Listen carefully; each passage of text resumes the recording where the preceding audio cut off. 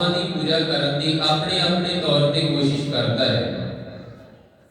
हर कोई परमात्मा की पूजा के जो कर्म धार्मिक तौर पर हो रहे हैं सारे के सारे परमात्मा की पूजा के लगे हुए। पर सतगुरु जी सानू ये स्पष्ट करते हैं कि पूजा कीच है, नाम ते आई है, बिन नाम है पूजना हुए। पूजा ਅਤੇ नाम इन्हां दोनों का आपस के संबंध है ते अर्थ दोनों का समाज के थोड़ा वखरा वखरा किया जाता है, एक ही है। पूजा के तौर पर आप ये गल कह लेंगे कि कोई शरीर के राही जुबान के राही किए जाने वाला कर्म वो पूजा है। जदों नाम ते होने की गल आती है उदों खास रूप के समाधियां लगा के जां फिर जो गुरु साहिब के गुरमत के सिद्धांत के भगत साहिबाना के द्वारा नाम की व्याख्या की गई है कि परमात्मा के हुक्म रजा के चलना नाम के होना। संसार जिहड़ा पूजा करता है, संसार जिहड़ा नाम जपदा है, उस दे विच जां संसार दे विच जो दिखाया जाता है, जो संसार दे विच बयान किया जाता है, गुरमत के दायरे तो पासे होके जे आपां देखते हैं, गुरमत के दायरे तो बिना बाकी समाज के वल देखते हैं, ते उस सारे समाज ने पूजा का इस तरह का ढंग जिहड़ा है वो तैयार किया है जिस दे विच सानू वखरा समा कड्ढण की लोड़ है। वखरा समा कड्ढना पवेगा नाम ते होण दे लई, पूजा करन दे लई। साडी जेब दे विचों खर्चा होवेगा जे असीं पूजा करनी। पर गुरमत के फलसफे नूं जे आपां सही अर्थां दे विच समझ लईए ते फिर ना ते सानू वखरा समा ही बाद विच कड्ढना पैंदा है जदों असीं गुरु के उपदेश नूं समझ लईए ते ना ही सानू अपनी जेब दे विचों कोई खर्चा करन दी लोड़ पैंदी। स्पैशल खर्चा करन दी कोई लोड़ नहीं पैंदी। गुरमत के दायरे दे विच पूजा का स्थान कुछ इस तरह का है। गुरमत तो बाहर बाकी फलसफे जिहड़े है, बाकी विचार पेश करने वाले वध जिहड़े उन्होंने पूजा का ढंग जिहड़ा है वो वखरे तरीके का दिता है। पर जदों आपां नाम ध्यान दी, नाम शब्द की गल करते हैं, गुरबाणी ने गुरमत दे विच स्पष्ट किया गया है कि तुसीं दुनिया के सारे धार्मिक ग्रंथां नूं पढ़ लो। दुनिया के सारे धार्मिक ग्रंथां नूं पढ़न तो बाद भी बंदा इसे सिੱਟੇ ते पहुंचता है कि सब तो उत्तम नाम सिमरत वेद पुराण पुकारन पोथियां नाम बिना सब कूड़ गाली होशियां। सतगुरु जी की बाणी सानू ये समझाउंदी है कि परमात्मा के नाम तो बिना बाकी सारियां गल्लां की है कूड़, कूड़ भाव झूठ। परमात्मा के नाम तो बिना सारियां गल्लां की है झूठ है।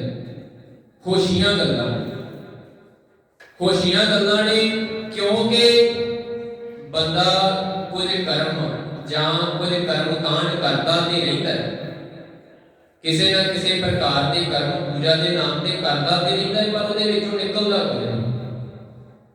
गुरु साहिब ने तो स्पष्ट आम लोगों को ही नहीं संबोधित किया, सीधा धर्म के आगू पंडित नूं पढ़ाउण वाले नूं संबोधित किया गया है। पंडित तू इदां दे कर्म करदा पिया है, इदां दे कर्म दुनिया दे विच प्रचारदा पिया है जिवें पानी नूं रिड़कीदा है ते पानी निकलदा है, पानी च मधाणी पाउण वाला काम तू करदा है। पंडित दही पिलोई है भाई, विचों निकले तत्थ जल मती है, जल देखिए भाई ये जग ये हवत। संसार की हालत है पंडित इदां दी कर दित्ती, जिवें पानी नूं मती है भाव रिड़की, पानी नूं रिड़की जाइए ते पानी तो थोड़ी कुछ निकलदा, पानी तो ते कुछ नहीं निकलदा। पानी नूं जिन्ना मर्जी रिड़की जाओ, जिन्ना टाइम मर्जी पानी दे विच मधाणी पा के लगातार उसका स्विच ऑन करके रखो, पानी दे विचों कुछ भी नहीं निकल सके। कोई ऐसी वक्री धात पानी के अंदर नहीं है जिहड़ी पानी नूं रिड़कण दे राही बाहर निकल सके। आपां दही नूं रिड़कीए ते मक्खण निकलदा, दही नूं रिड़कीए मक्खण निकलदा। इसी तरह सतगुरु जी समझा रहे कि बंदिया तू अपने जीवन नूं रिड़केगा ते कुछ निकलेगा, तू अपने मन नूं रिड़केगा ते कुछ निकलेगा। मन नूं रिड़कण दे नाल कुछ निकल सकदा है, ਕੇਵਲ ਬਾਹਰੀ ਤੌਰ ਤੇ ਕੀਤੇ ਜਾਣ ਵਾਲੇ ਕਰਮ ਜਿਨ੍ਹਾਂ ਦਾ ਤੇਰੇ ਮਨ ਤੇ ਕੋਈ ਫਰਕ ਨਹੀਂ ਪੈ ਰਿਹਾ, ਉਹ ਸਾਰੇ ਕਰਮ ਪਾਣੀ 'ਚ ਮਧਾਣੀ ਦੇਵਾਂਗਾ। ਉਹ ਸਾਰੇ ਹੀ ਕਰਮ। ਹੁਣ ਅਸੀਂ ਵੀ ਆਪਾਂ ਵੀ ਜਦੋਂ ਪਹਿਲੀ ਤੇ ਗੱਲ ਸਾਡੇ ਵਿੱਚ ਅਜੇ ਪੜ੍ਹਨ ਦਾ ਹੀ ਸਮਾਂ ਅਜੇ ਸ਼ੁਰੂ ਨਹੀਂ ਹੋਇਆ। ਪਹਿਲੀ ਤੇ ਗੱਲ ਸਾਨੂੰ ਗੁਰਬਾਣੀ ਪੜ੍ਹਨ, ਗੁਰਮਤਿ ਨਾਮ ਧਿਆਏ। ਜੇ ਨਾਮ ਨੂੰ ਧਿਆਉਣਾ ਹੈ ਤੇ ਗੁਰੂ ਦੇ ਮੱਤ ਤੇ ਚੱਲਣਾ ਪਵੇਗਾ। ਅਸੀਂ ਕਹੀ ਜਾਂਦੇ ਹਾਂ ਜੀ ਅਸੀਂ ਫਲਾਣੇ ਸੰਤਾਂ ਤੋਂ, ਫਲਾਣੇ ਗੁਰੂ ਤੋਂ, ਫਲਾਣੇ ਮਹਾਂਪੁਰਖਾਂ ਤੋਂ ਨਾਮ ਲੈ ਲਿਆ, ਉਹ ਨਾਮ ਅਸੀਂ ਜਪਦੇ ਹਾਂ। ਪਰ ਗੁਰੂ ਸਾਹਿਬ ਕਹਿੰਦੇ ਹੈ ਕਿ ਗੁਰੂ ਦੀ ਮੱਤ ਤੇ ਨਹੀਂ ਚੱਲੇ ਤੇ ਨਾਮ ਤੇ ਪ੍ਰਾਪਤ ਹੀ ਨਹੀਂ ਹੋਇਆ। ਜੀ ਗੁਰੂ ਦੀ ਮੱਤ ਤੇ ਚੱਲੀਏ ਤੇ ਨਾਮ ਪ੍ਰਾਪਤ ਹੀ ਫੇਰ ਹੁੰਦਾ। ਗੁਰਮਤਿ ਨਾਮ ਧਿਆਈਏ, ਗੁਰੂ ਦੀ ਮੱਤ ਦੇ ਰਾਹੀਂ ਨਾਮ ਧਿਆਇਆ ਜਾ ਸਕਦਾ ਹੈ। ਗੁਰੂ ਦੀ ਮੱਤ ਤੋਂ ਬਾਹਰ ਹੋ ਕੇ ਕੋਈ ਨਾਮ ਨਹੀਂ ਹੈ, ਉਹ ਤੇ ਕਰਮ ਕਾਂਡ ਹੈ, ਦਿਖਾਵਾ ਹੈ। ਸੋ ਪਹਿਲੀ ਤੇ ਗੱਲ ਅਸੀਂ ਅਜੇ ਗੁਰੂ ਦੀ ਮੱਤ ਲੈਣੀ ਸ਼ੁਰੂ ਹੀ ਨਹੀਂ ਕੀਤੀ। ਸਾਡੇ ਸਮਾਜ ਨੇ ਗੁਰਬਾਣੀ ਦੀਆਂ ਤੁਕਾਂ ਪੜ੍ਹੀਆਂ, ਭਰੀਐ ਹੱਥ ਪੈਰ ਤਨ ਦੇ, ਪਾਣੀ ਧੋਤਾ ਉਧਰਸ ਗਿਆ। ਅਸੀਂ ਕੇਵਲ ਇੱਥੋਂ ਤੱਕ ਰਹਿ ਗਏ, ਅੱਗੇ ਦਾ ਅਸੀਂ ਪੜ੍ਹੇ ਹੀ ਨਹੀਂ। ਅੱਗੇ ਗੁਰੂ ਸਾਹਿਬ ਨੇ ਜੋ ਸਮਝਾਇਆ ਸੀ ਉਹ ਅਸੀਂ ਕੇਵਲ ਸਰੀਰ ਨੂੰ ਸਾਫ਼ ਕਰਨ, ਸਰੀਰ ਨੂੰ ਧੋਣ, ਬਾਹਰੀ ਸਾਫ਼ ਸਫਾਈਆਂ ਕਰਨ ਦੇ ਵਿੱਚ ਲੱਗੇ ਰਹੇ। ਪਰ ਗੁਰਬਾਣੀ ਸਾਨੂੰ ਸਮਝਾਉਂਦੀ ਹੈ ਹਿਰਦੈ ਕਪਟ ਮੁਖ ਗਿਆਨੀ। ਹਿਰਦੇ ਦੇ ਵਿੱਚ ਕੀ ਹੈ? ਕਪਟ, ਝੂਠ। ਹਿਰਦੇ ਦੇ ਵਿੱਚ ਹੈ ਕਪਟ, ਝੂਠ, ਮਕਾਰੀ, ਠੱਗੀ, ਚੋਰੀ। ਮੁਖ ਗਿਆਨੀ, ਮੂੰਹ ਦਾ ਬੜਾ ਮਿੱਠਾ ਹੈ, ਮੂੰਹ ਦਾ ਬੜਾ ਮਿੱਠਾ। ਸਿਰ ਕਰਕੇ ਗੁਰਦੁਆਰੇ ਦੇ ਵਿੱਚ, ਮੰਦਿਰ ਦੇ ਵਿੱਚ, ਮਸਜਿਦ ਦੇ ਵਿੱਚ, ਆਪਣੇ ਧਰਮ ਦੇ ਨਾਲ ਸੰਬੰਧਿਤ ਧਾਰਮਿਕ ਸਥਾਨ ਤੇ ਰੋਜ਼ ਹੀ ਜਾਂਦਾ ਹੈ। ਸਰੀਰ ਕਰਕੇ ਰੋਜ਼ ਹੀ ਝੁਕਦਾ ਹੈ, ਸਿਰ ਕਰਕੇ ਰੋਜ਼ ਹੀ ਝੁਕਦਾ ਹੈ, ਬਾਰ-ਬਾਰ ਝੁਕਦਾ ਹੈ। ਤੇ ਫਿਰ ਗੁਰੂ ਸਾਹਿਬ ਸੁਖਮਨੀ ਸਾਹਿਬ ਦੇ ਵਿੱਚ ਸਮਝਾਉਂਦੇ ਆ, ਭਲਿਆ ਤੇਰੇ ਤੋਂ ਜ਼ਿਆਦਾ ਝੁਕਦਾ ਹੈ ਸ਼ਿਕਾਰੀ ਜਿਹੜਾ ਹਿਰਨ ਦਾ ਸ਼ਿਕਾਰ ਕਰਨ ਲੱਗੇ। ਤੇ ਬੰਦਾ ਵੀ ਇਦਾਂ ਹੀ ਕਰਦਾ ਹੈ ਜਦੋਂ ਕਿਸੇ ਨੂੰ ਠੱਗਣਾ ਹੁੰਦਾ ਹੈ, ਜਦੋਂ ਕਿਸੇ ਨੂੰ ਲੁੱਟਣਾ ਹੁੰਦਾ ਹੈ। ਹਮੇਸ਼ਾ ਯਾਦ ਰੱਖਿਓ, ਜਿਹੜਾ ਬੰਦਾ ਤੁਹਾਡੇ ਕੋਲ ਮਿੱਠੇ ਲਫ਼ਜ਼ਾਂ ਦੇ ਰਾਹੀਂ ਤੁਹਾਡੀ ਗੱਲ ਕਰਦਾ, ਆ ਇੱਕ ਪੋਥੀ ਹੈਗੀ ਲੈ, ਇੱਕ ਪੋਥੀ ਹੈਗੀ ਹੈ। ਜਿਹੜਾ ਬੰਦਾ ਤੁਹਾਡੇ ਕੋਲ ਤੁਹਾਡੀਆਂ ਜ਼ਿਆਦਾ ਸਿਫਤਾਂ ਕਰਦਾ ਹੈ, ਤੁਹਾਡੇ ਨੁਕਸ ਨੂੰ ਤੁਹਾਡੇ ਕੋਲ ਨਹੀਂ ਦੱਸਦਾ, ਪੱਕੀ ਗੱਲ ਹੈ ਉਹ ਤੁਹਾਡਾ ਦੋਸਤ ਨਹੀਂ ਹੈ, ਦੁਸ਼ਮਣ। ਪੱਕੀ ਗੱਲ, ਤੁਹਾਡੇ ਨੁਕਸ ਨੂੰ ਜਾਣਦਾ ਵੀ ਹੈ ਤੇ ਤੁਹਾਨੂੰ ਦੱਸਦਾ ਵੀ ਨਹੀਂ। ਹੁਣ ਨਹੀਂ ਤਾਂ ਸਭ ਤੋਂ ਜ਼ਿਆਦਾ ਨੁਕਸ ਜਿਹੜਾ ਹੈ ਉਹ ਇੱਕ ਮਾਪੇ ਆਪਣੇ ਬੱਚੇ ਨੂੰ ਦੱਸਦੇ ਰਹਿੰਦੇ। ਹਰ ਵਕਤ ਬੱਚੇ ਦੇ ਵਿੱਚ ਮਾਪੇ ਨੁਕਸ ਜ਼ਿਆਦਾ ਕੱਢਦੇ ਰਹਿੰਦੇ। ਕਿਉਂ? ਕੀ ਮਾਪੇ ਬੱਚੇ ਦੇ ਦੁਸ਼ਮਣ ਹੈ? ਨਹੀਂ, ਦੁਸ਼ਮਣ ਨਹੀਂ ਹੈ। ਨੁਕਸ ਬਾਰ-ਬਾਰ ਉਹਨੂੰ ਚੇਤੇ ਕਰਾਉਂਦੇ ਵੀ ਤੇਰੇ ਵਿੱਚ ਆਹ ਨੁਕਸ ਹੈ, ਤੇਰੇ ਵਿੱਚ ਆਹ ਗਲਤੀ ਹੈ, ਤੇਰੀ ਆਹ ਕਮਜ਼ੋਰੀ ਹੈ।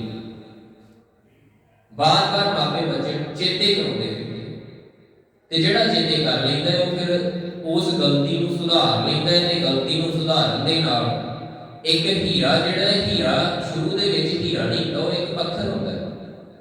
ਹੀਰਾ ਇੱਕ ਪੱਥਰ ਹੈ। ਪੱਥਰ ਨੂੰ ਹੀਰੇ ਦੇ ਜੌਹਰੀ ਨੇ ਪਛਾਣਿਆ ਵੀ ਆਹ ਜਿਹੜਾ ਪੱਥਰ ਹੈ ਇਹ ਹੀਰਾ ਹੈ, ਤੇ ਉਸ ਨੂੰ ਫਿਰ ਘੜਿਆ ਗਿਆ, ਉਹਦੇ ਤੇ ਸੱਟਾਂ ਮਾਰੀਆਂ ਗਈਆਂ ਤੇ ਤਾਂ ਉਹ ਹੀਰਾ ਬਣਿਆ। ਉਹ ਹੀਰਾ ਤਾਂ ਬਣਿਆ। ਮਾਪੇ ਬੱਚੇ ਨੂੰ ਸਿਖਾਉਂਦੇ ਹੈ ਤੇਰੇ ਵਿੱਚ ਆਹ ਕਮਜ਼ੋਰੀ ਹੈ, ਤੇਰੇ 'ਚ ਆਹ ਗਲਤੀ ਹੈ। ਜਿਹੜਾ ਆਪਣੇ ਅੰਦਰੋਂ ਗਲਤੀ ਨੂੰ ਖਤਮ ਕਰ ਲੈਂਦਾ ਹੈ, ਕਮਜ਼ੋਰੀ ਨੂੰ ਸੁਧਾਰ ਲੈਂਦਾ, ਉਹ ਫਿਰ ਹੀਰਾ ਬਣ ਜਾਂਦਾ, ਉਹ ਵਧੀਆ ਬਣ ਜਾਂਦਾ, ਉਹ ਆਪਣੇ ਜੀਵਨ ਦੇ ਵਿੱਚ ਸੋਹਣੇ ਕੰਮ, ਸੋਹਣੇ ਗੁਣ ਧਾਰਨ ਕਰ ਲੈਂਦਾ।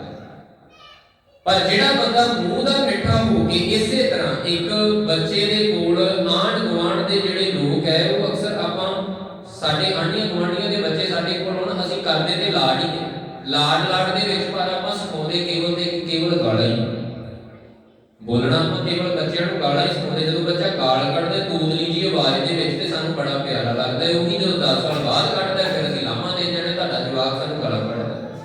ਸਫਾਈ ਅਸੀਂ ਆਪ ਕੀਤੀ। ਸਿਖਾਈ ਅਸੀਂ ਆਪ ਹੀ ਹੁੰਦੀ ਹੈ। ਤਾਂ ਤੇ ਜਿਹੜਾ ਆਪਣਾ ਬੱਚਾ ਹੈ ਉਹਦੇ ਪ੍ਰਤੀ ਸਾਡਾ ਧਿਆਨ, ਅਸੀਂ ਸਾਵਧਾਨ ਹੁੰਦੇ ਹਾਂ ਕਿ ਕਿਤੇ ਬੱਚਾ ਗਲਤੀ ਨਾ ਕਰ ਲਵੇ, ਕਿਤੇ ਬਾਹਰੋਂ ਲਾਮਾ ਨਾ ਆ ਜਾਏ, ਅਸੀਂ ਆਪ ਹੀ ਉਹਦੀਆਂ ਗਲਤੀਆਂ ਵੇਖ ਲਈਏ। ਤੇ ਜਿਹੜਾ ਬੇਗਾਨਾ ਬੱਚਾ ਹੈ ਉਹਦੇ ਵੱਲ ਕੋਈ ਬੇਗਾਨਾ ਜਿਹੜਾ ਉਹ ਇੰਨਾ ਧਿਆਨ ਨਹੀਂ ਦਿੰਦਾ। ਬੇਸ਼ੱਕ ਕੋਸ਼ਿਸ਼ ਹੁੰਦੀ ਹੈ, ਕਿਸੇ ਕਿਸੇ ਦੀ ਕੋਸ਼ਿਸ਼ ਹੁੰਦੀ ਹੈ ਕਿ ਸਾਰੇ ਬੱਚਿਆਂ ਨੂੰ ਇੱਕੋ ਜਿਹਾ ਪਿਆਰ, ਇੱਕੋ ਜਿਹਾ ਸੁਧਾਰਨ ਦੀ, ਪਰ ਸਾਰੇ ਇਦਾਂ ਦੇ ਨਹੀਂ ਹੁੰਦੇ, ਸਾਰੇ ਇੱਕੋ ਜਿਹਾ ਧਿਆਨ ਨਹੀਂ ਦਿੰਦੇ। ਆਪਣੇ ਬੱਚਿਆਂ ਦੇ ਪ੍ਰਤੀ ਜ਼ਿਆਦਾ ਸਾਵਧਾਨ ਰਿਹਾ ਜਾਂਦਾ। ਹੁਣ ਇਦਾਂ ਹੀ ਸੰਸਾਰ ਦੇ ਵਿੱਚ ਵਿਚਰਦਿਆਂ ਹੋਇਆਂ ਜਿਹੜਾ ਬੰਦਾ ਸਾਡੇ ਕੋਲ ਬਹੁਤਾ ਮਿੱਠਾ ਬੋਲਦਾ ਹੈ ਉਹ ਅਕਸਰ ਸਾਨੂੰ ਲੁੱਟਣ ਵਾਲਾ ਹੋਏਗਾ। ਗੁਰੂ ਸਾਹਿਬ ਸਮਝਾਉਂਦੇ ਹੈ ਕਿ ਜਿਹੜਾ ਹਿਰਨ ਦਾ ਸ਼ਿਕਾਰ ਕਰਨ ਵਾਲਾ ਹੈ ਉਹਦੇ ਵੱਲ ਦੇਖ ਲਓ, ਉਹ ਹਿਰਨ ਨੂੰ ਮਾਰਨ ਲੱਗਿਆ ਪਰ ਹਿਰਨ ਦੇ ਸਾਹਮਣੇ ਡੰਡੌਤ ਕਰਦਾ ਪਿਆ। ਹੁਣ ਧਾਰਮਿਕ ਬੰਦਾ ਕੋਈ ਦੇਖੇਗਾ ਨਾ, ਉਹਨੇ ਕਹਿਣਾ ਦੇਖੋ ਡੰਡੌਤ ਕਰਦਾ ਪਿਆ, ਪਰ ਸ਼ਿਕਾਰੀ ਦੀ ਨਿਗਾਹ ਵਾਲਾ ਜਿਹੜਾ ਜਿਹਨੂੰ ਪਤਾ ਹੈ ਕਿ ਸ਼ਿਕਾਰੀ ਕਿੱਦਾਂ ਸ਼ਿਕਾਰ ਕਰਦਾ ਹੈ, ਉਹਨੇ ਕਹਿਣਾ ਡੰਡੌਤ ਨਹੀਂ ਕਰ ਰਿਹਾ, ਹਿਰਨ ਨੂੰ ਮੱਥਾ ਨਹੀਂ ਟੇਕ ਰਿਹਾ, ਇਹ ਹਿਰਨ ਨੂੰ ਮਾਰਨ ਲੱਗੇ, ਖਤਮ ਕਰਨ ਲੱਗੇ। ਗੁਰੂ ਸਾਹਿਬ ਸਮਝਾਉਂਦੇ ਹਿਰਦੇ ਕਪਟ ਮੁਖ ਗਿਆਨੀ ਝੂਠੇ ਕਹਾਂ ਬਿਲੋਸ ਪਾਣੀ। ਕਿਉਂ ਪਾਣੀ ਨੂੰ ਰਿੜਕਦਾ ਪਿਆ? ਤੇਰੇ ਹਿਰਦੇ 'ਚ ਤੇ ਕਪਟ ਹੈ, ਮੂੰਹ ਦਾ ਭਾਵੇਂ ਤੂੰ ਗਿਆਨੀ, ਮੂੰਹ ਦਾ ਭਾਵੇਂ ਗਿਆਨੀ, ਤੇਰੇ ਹਿਰਦੇ ਦੇ ਵਿੱਚ ਚੋਰ ਵੜੇ ਹੋਏ, ਹਿਰਦੇ ਦੇ ਵਿੱਚ ਤੇਰੇ ਭੈੜੇ ਗੁਣ ਵੜੇ ਹੈ। ਕਾਇਆ ਮਾਨਸ ਕੌਣ ਗੁਣਾ, ਕਾਇਆ ਮਾਨਸ ਕੌਣ ਗੁਣਾ। ਹੁਣ ਆਪਾਂ ਘਰ ਦੇ ਵਿੱਚ ਬਰਤਨ ਸਾਫ਼ ਕਰਦੇ, ਪਤੀਲੀ ਸਾਫ਼ ਕਰਦੇ, ਬਾਹਰੋਂ ਜ਼ਿਆਦਾ ਧਿਆਨ ਰੱਖਦੇ ਜਾਂ ਅੰਦਰੋਂ ਰੱਖਦੇ?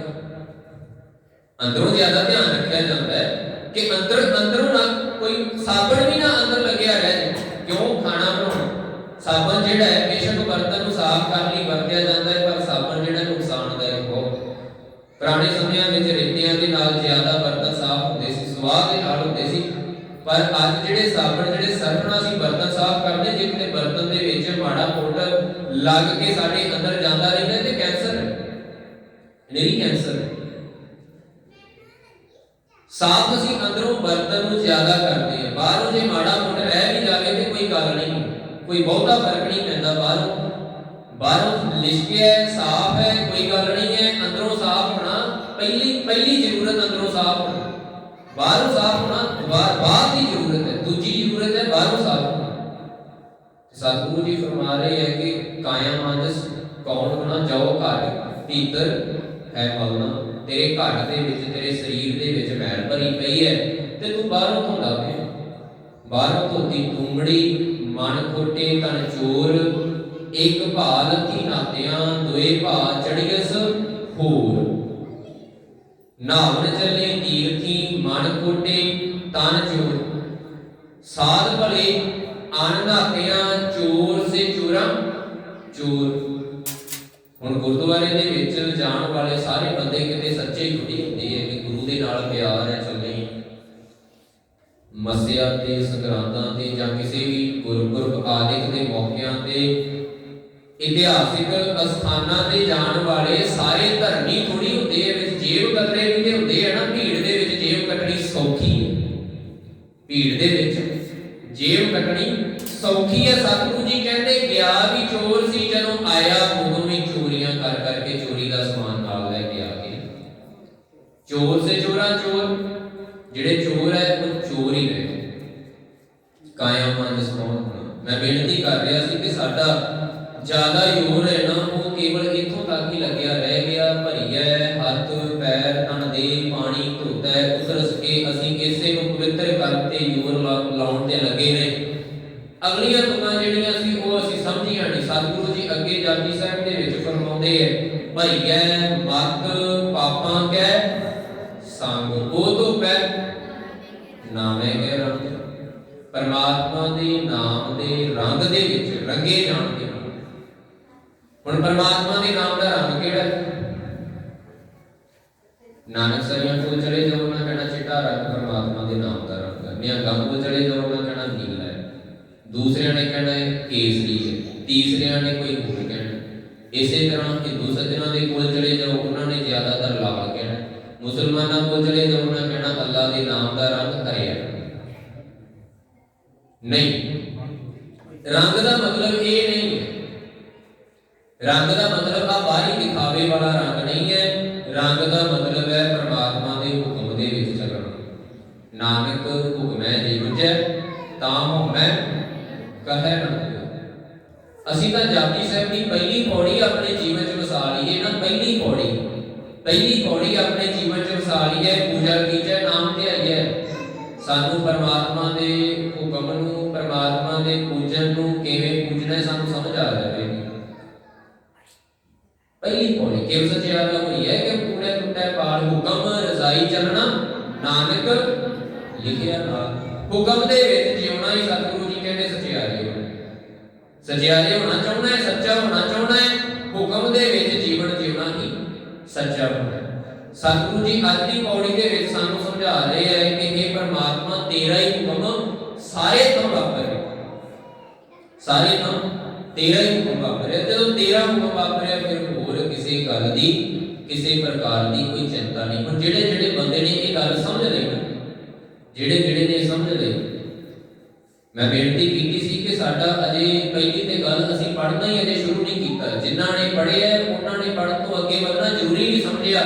ਬੜੀ ਚੰਗੀ ਗੱਲ ਹੈ ਜੇ ਅਸੀਂ ਗੁਰਬਾਣੀ ਨੂੰ ਪੜ੍ਹਦੇ ਹਾਂ, ਪਰ ਪੜ੍ਹਨ ਸਮੇਂ ਅਸੀਂ ਇਹ ਗੱਲ ਦਾ ਧਿਆਨ ਰੱਖੀਏ ਕਿ ਭਾਵੇਂ ਪਾਠ ਥੋੜਾ ਘੱਟ ਹੋ ਜਾਵੇ ਪਰ ਜਿਹੜੀ ਇੱਕ ਤੁਕ ਪੜ੍ਹੀ ਹੈ ਉਹਦੇ ਅਰਥ ਸਾਡੇ ਕੰਨਾਂ ਦੇ ਵਿੱਚ ਨਾਲ ਹੀ ਸਾਡੇ ਮਨ ਦੇ ਵਿੱਚ ਚੱਲੀ ਜਾਣ।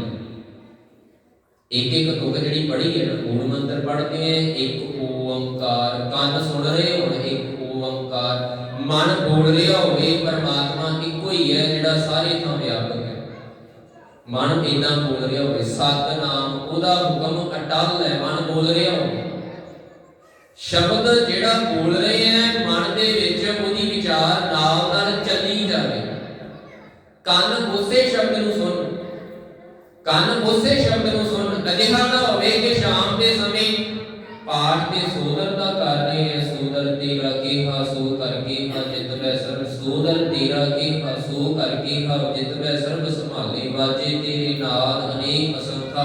ਤੇ ਮਨ ਬੋਲੀ ਜਾ ਰਿਹਾ ਹੈ ਕਿ ਕੂਕਰ ਦੀਆਂ ਸੀਟੀਆਂ ਤੈਨੂੰ ਵੱਜਦੀਆਂ, ਮਨ ਇਦਾਂ ਬੋਲੀ ਜਾ ਰਿਹਾ ਹੋਵੇ। ਇਦਾਂ ਨਹੀਂ ਨਾ ਹੋਣਾ ਚਾਹੀਦਾ।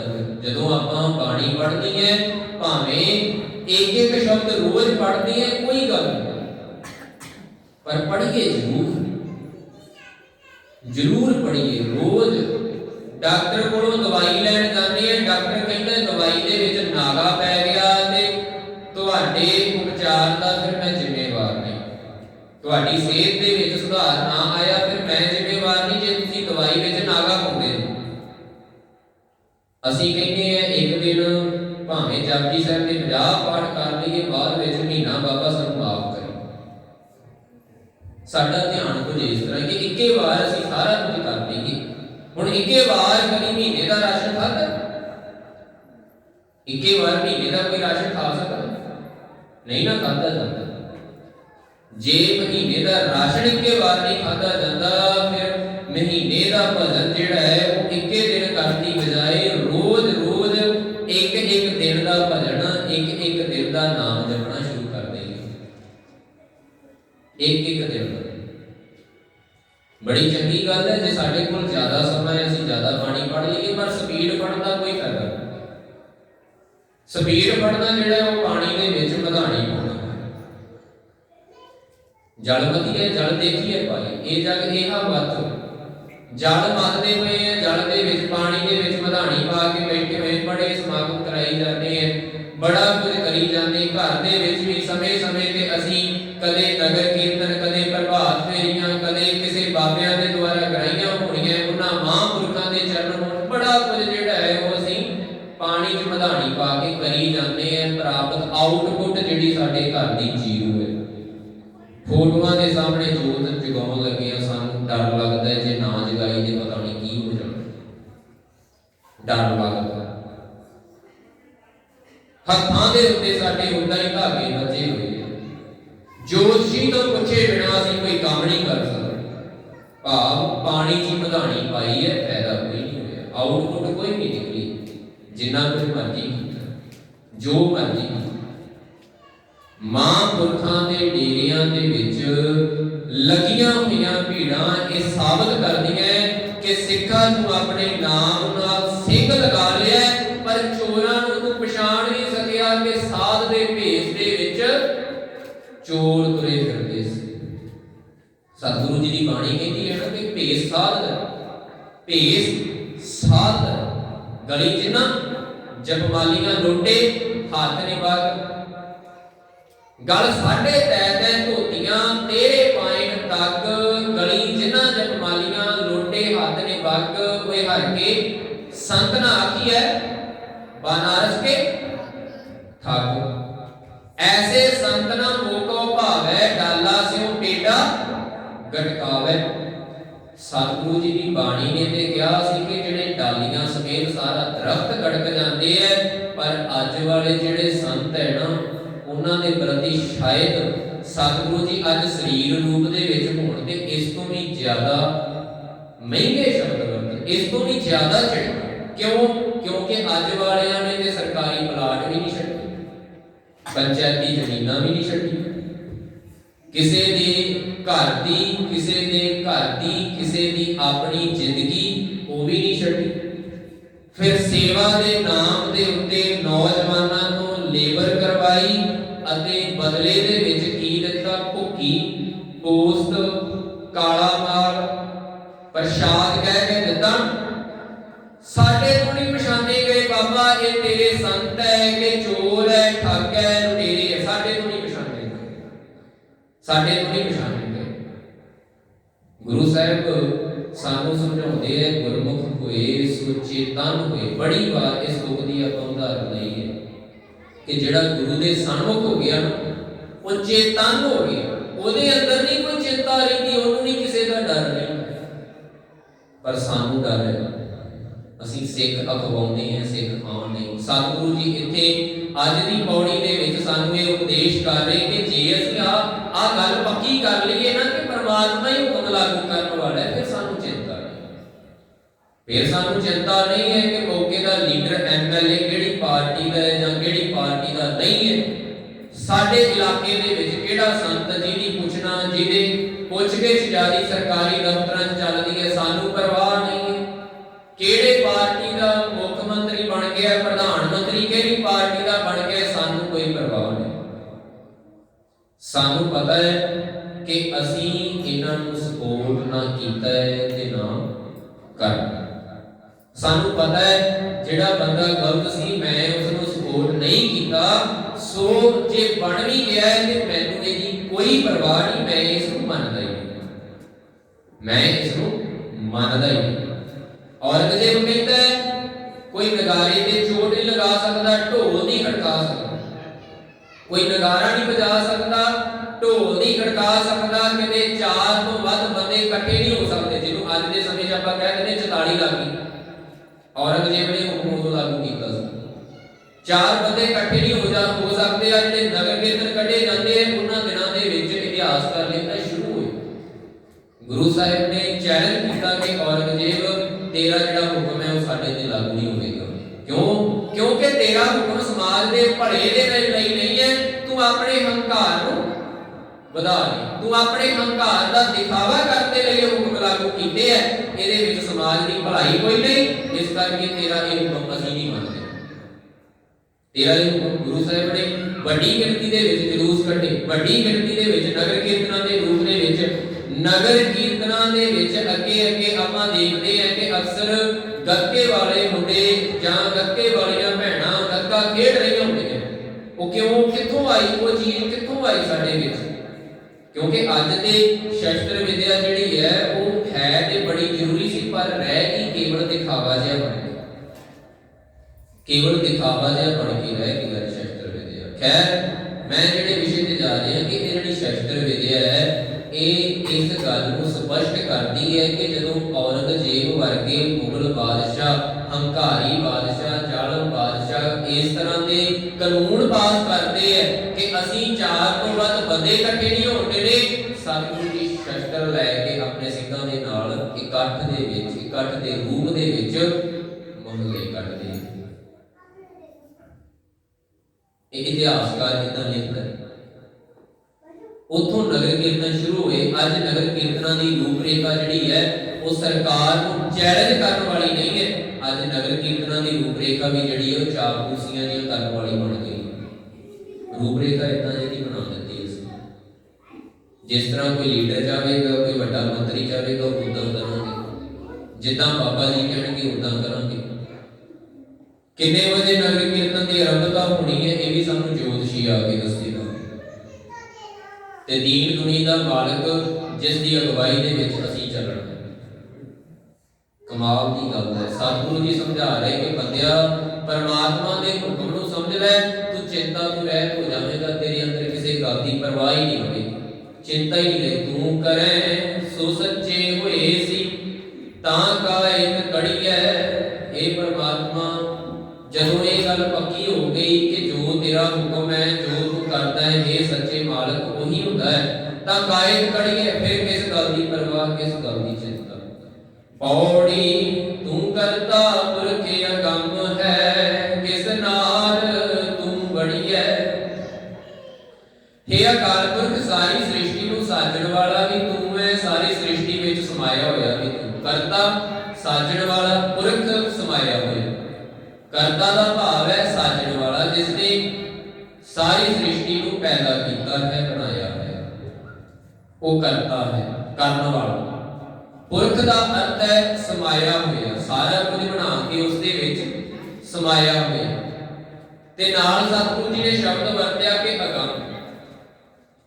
ਪਰਮਾਤਮਾ ਸਾਰਾ ਕੁਝ ਕਰਨ ਵਾਲਾ ਵੀ ਤੂੰ ਹੈ, ਸਾਰਾ ਕੁਝ ਬਣਾ ਕੇ ਉਹਦੇ ਵਿੱਚ ਸਮਾਇਆ ਹੋਇਆ ਵੀ ਤੂੰ ਹੈ। ਇਸ ਦੇ ਬਾਵਜੂਦ ਵੀ ਤੂੰ ਸਾਰੀ ਸ੍ਰਿਸ਼ਟੀ ਦੀ ਪਹੁੰਚ ਤੋਂ ਪਰੇ, ਅਗੰਮ ਭਾਵ ਪਹੁੰਚ ਤੋਂ ਪਰੇ।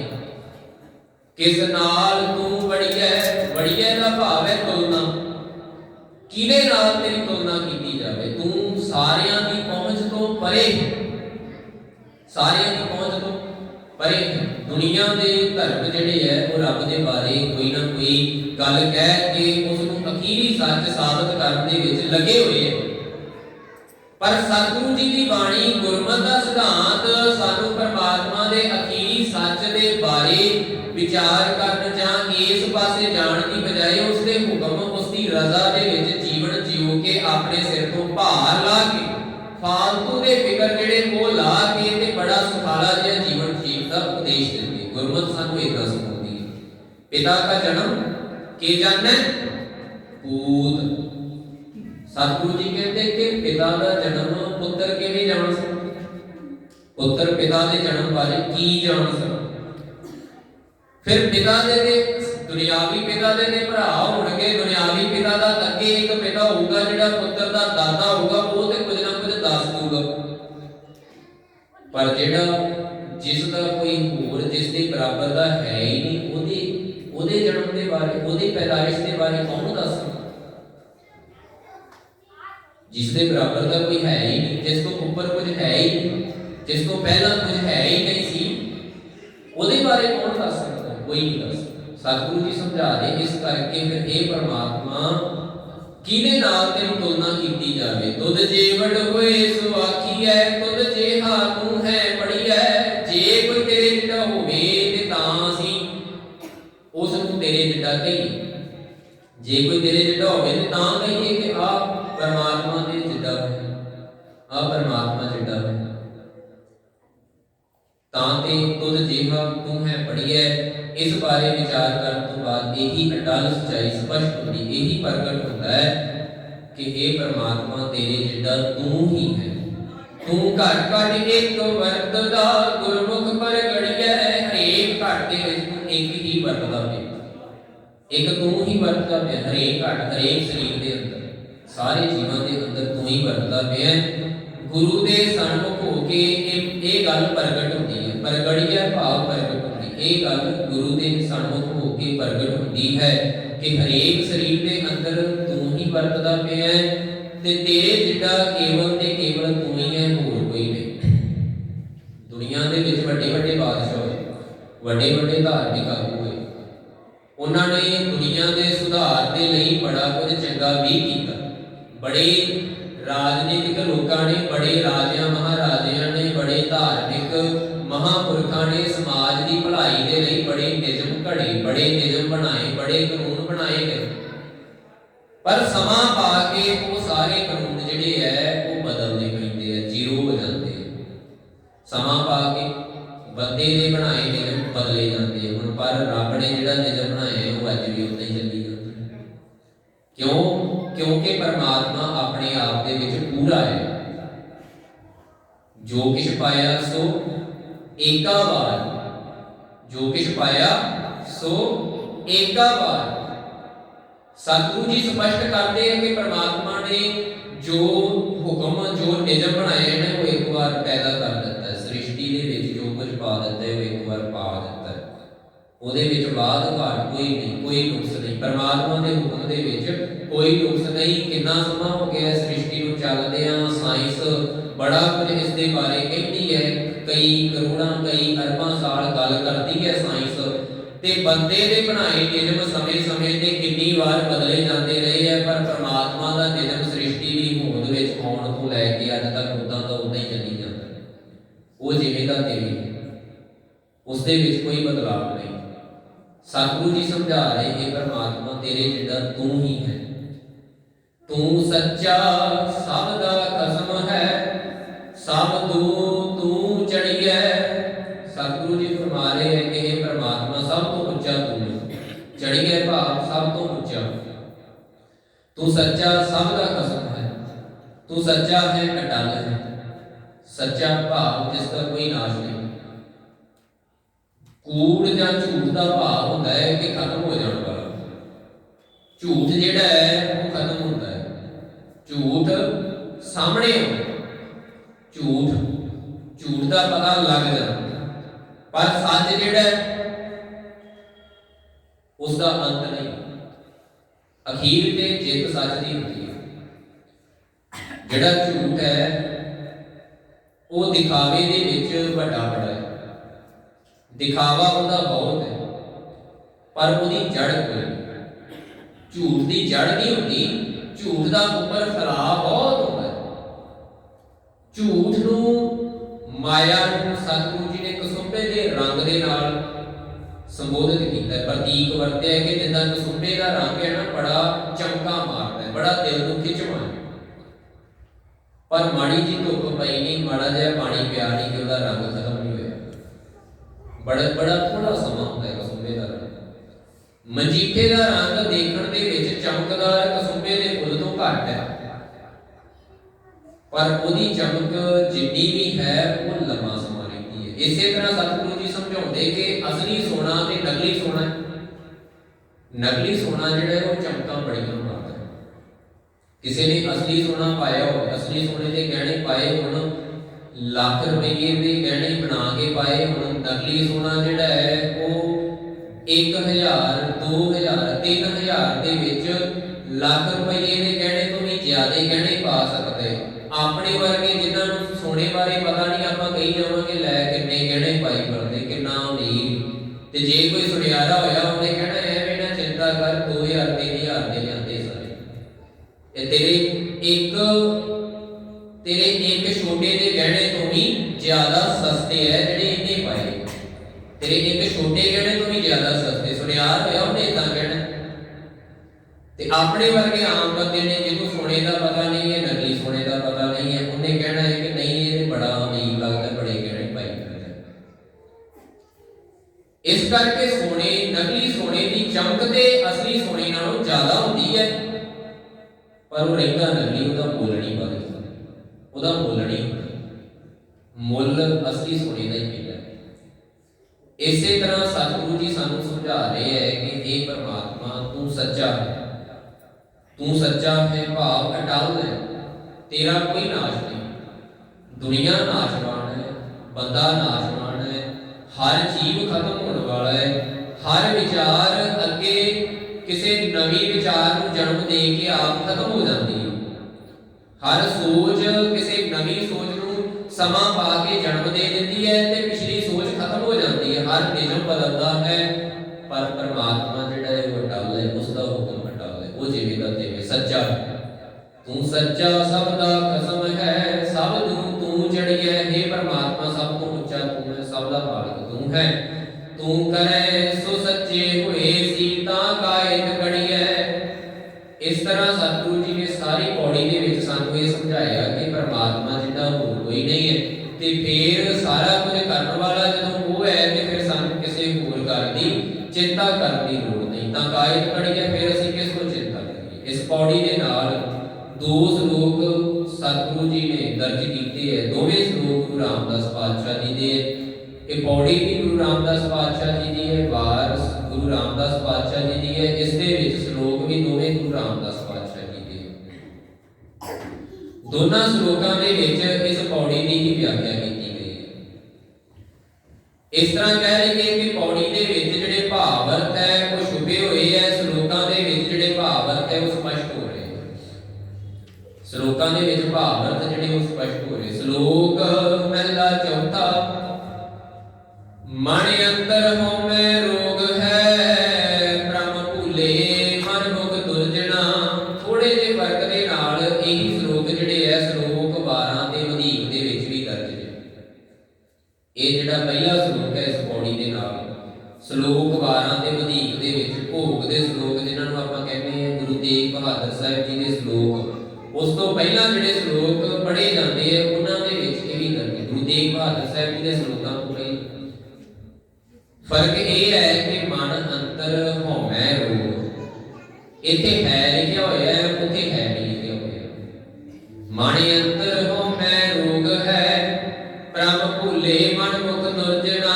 ਨਾਨਕ ਰੋਗ ਗਵਾਏ ਮਿਲ ਸਤਿਗੁਰ ਸਾਧੂ ਸੱਜਣਾ। ਉਚਾਰਨ ਦੇ ਸੰਬੰਧੀ ਮੈਨੂੰ ਲੱਗਦਾ ਚੇਤਾ ਆ ਹੀ ਗਿਆ ਹੋਣਾ ਹੈ ਕਿ ਜਿੱਥੇ ਨਾਨਕ ਦਾ ਕੱਕਾ ਮੁਕਤਾ ਹੈ ਵਿਸ਼ਰਾਮ ਦੇਣਾ ਜ਼ਰੂਰੀ ਹੁੰਦਾ ਹੈ।